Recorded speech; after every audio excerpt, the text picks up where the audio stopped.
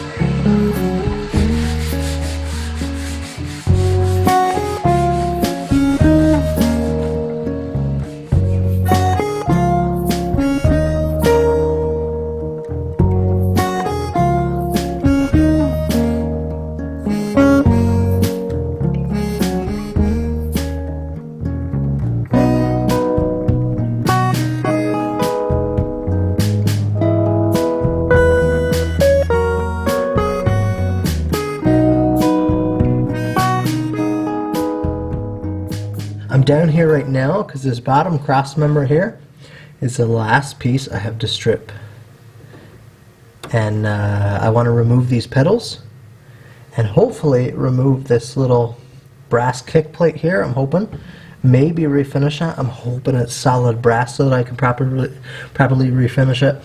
I want to refinish these pedals eventually, so I need to gently remove them. Try to remember exactly how everything goes here. It doesn't look too complex. I'm hoping there's no weird parts or anything that are difficult to remove, but it looks pretty simple. These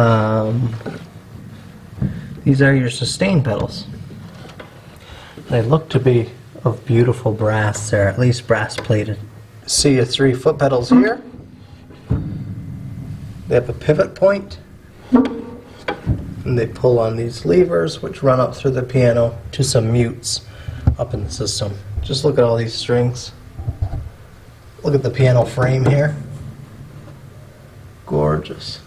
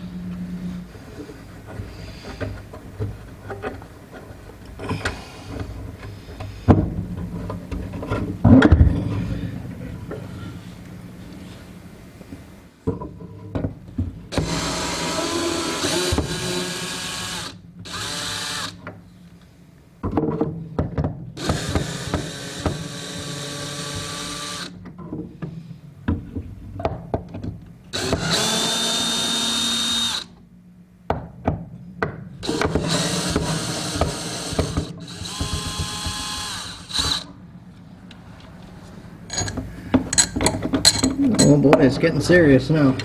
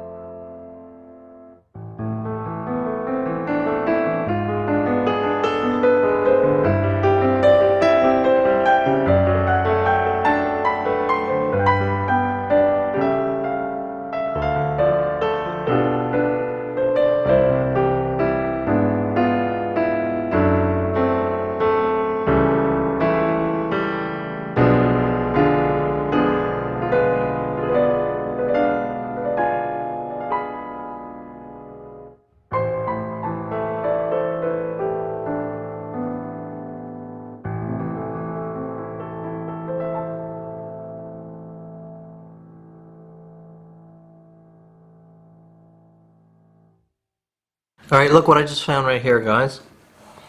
You remember me saying in the first video that I didn't know the exact age? And I was thinking early mid-1970s. There it is. June 6th, 1974. So this is a nearing 50-year-old piano. Wow! That's exciting. That is nice to see that right there.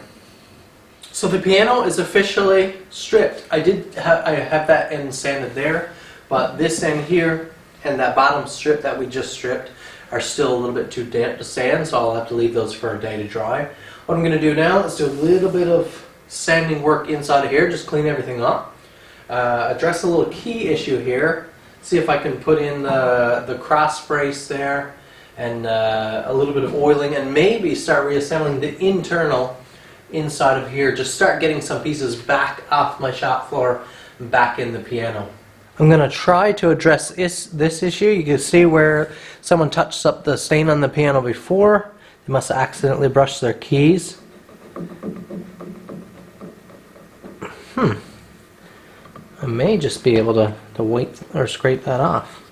I'm going to pull the keys out one at a time. See if I can address it. The Newfoundland Hobbyist is sponsored by EdgeProInc.com, ABS Busing in Middle Arm, By the Sea Inn and Cafe located in Kings Point, and Noble's Timber Mart with locations in Springdale and Bay Verte. This is my first time restoring a piano, as you guys know, but I have always found that with restoration work like this, there's a lot of just trying to see what works. Attempting, playing around. So I'm going to try first. I don't know if this will work. I'm going to try a little bit of scraping.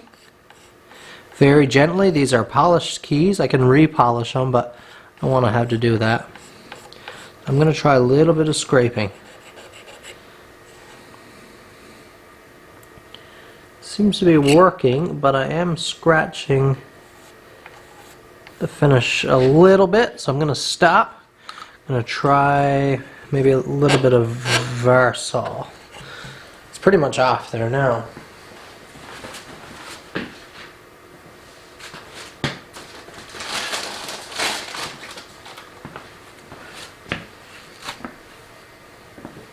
Maybe a little bit of steel wool. Okay, it's all off, but now I have a scratched up edge of a key. So now we need some sandpaper.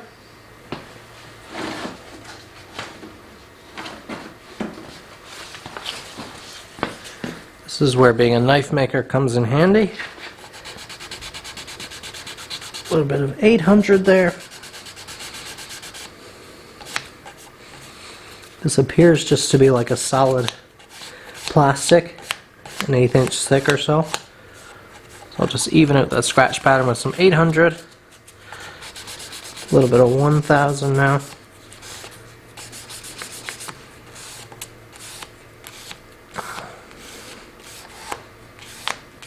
Let's try this very gently on the buffing wheel.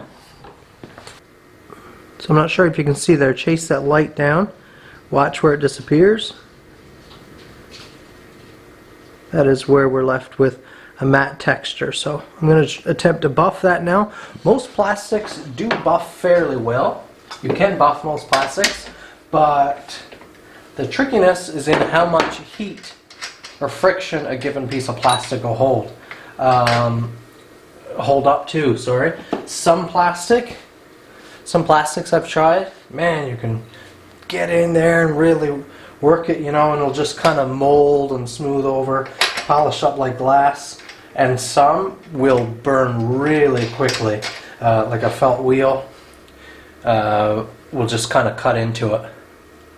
So, test piece, very mild. This is always my lightest finishing compound, and it's a white color, so we won't burn in any like rouge or anything.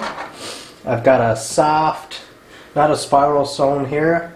Not sure what this is, just a kind of a general purpose wheel. Just a little bit of compound.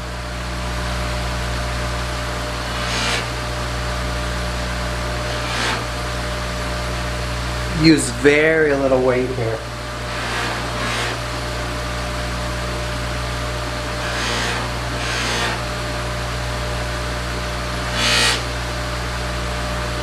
Seems to be holding up well to it.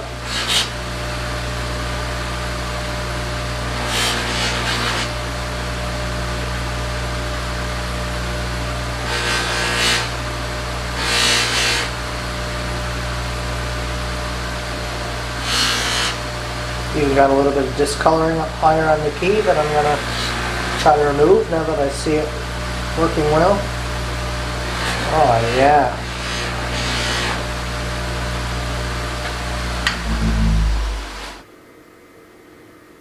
Now see how the light chases. You can see just the lightest hint there of grain where I did a little bit of sanding. But that's a polished key now. Clean. Look at that.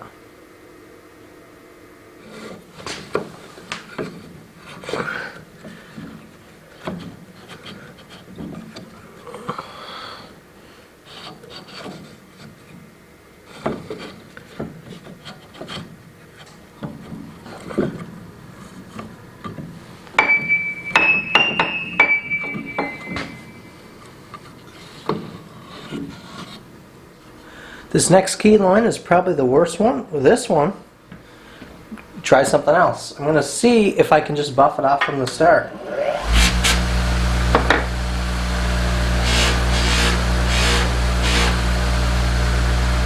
Look at that.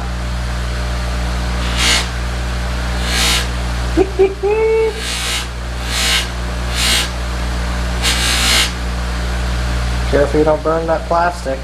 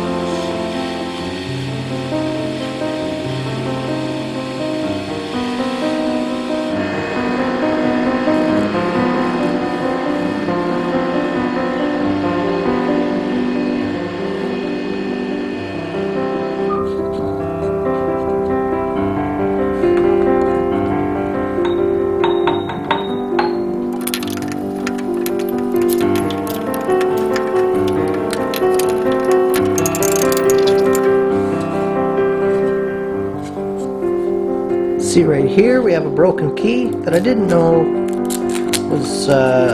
was an issue because it's not actually split off yet. Didn't know it was an issue until I removed the keys there to sand the piano.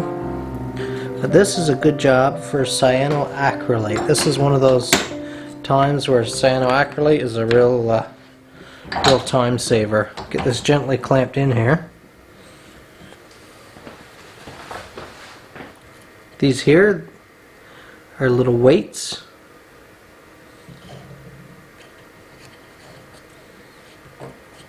I don't know, this might have been split when the piano was made, but I'll just remove that weight for right now.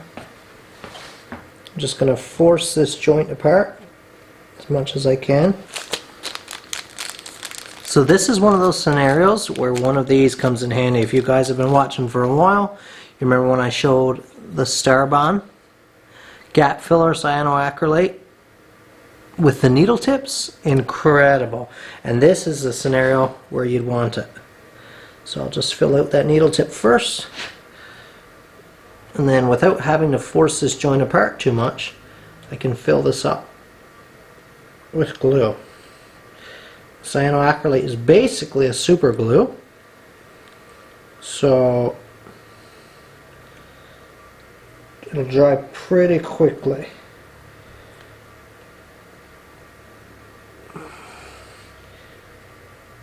Get as much as I can in there.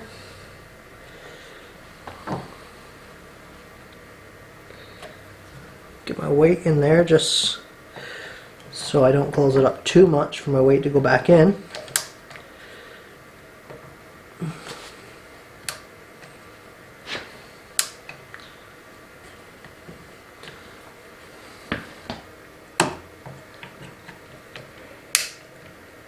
There we go.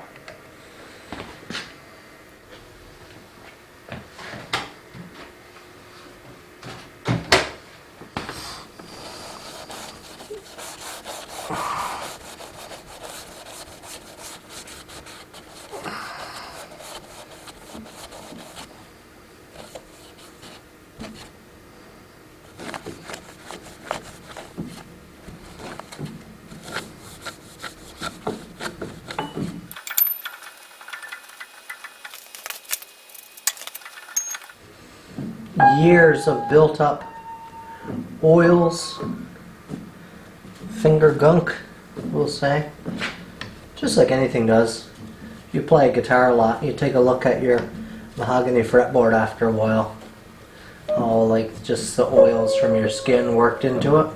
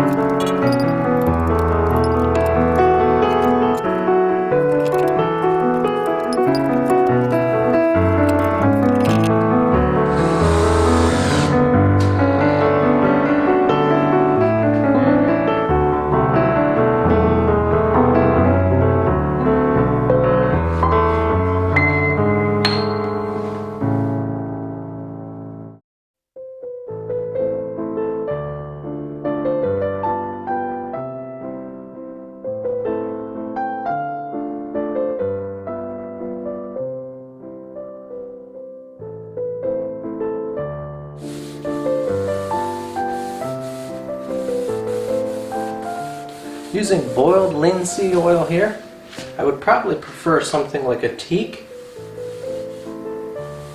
The boiled linseed is what I have, and it is doing a phenomenal job.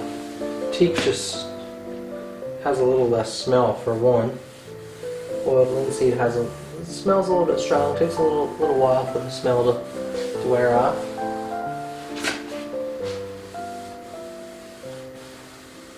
But I'm using a very conservative amount here. This is not like an axe handle that you need coat after coat after coat soaked in. This is just to liven up the material and give the wood a little bit of a protective finish. I'll probably scrub this down with steel wool later. And this piano is not ready to be fully coated in oil yet either. This is just me being excited and wanting to have a look at a few finished parts that I do already have sanded and prepped. And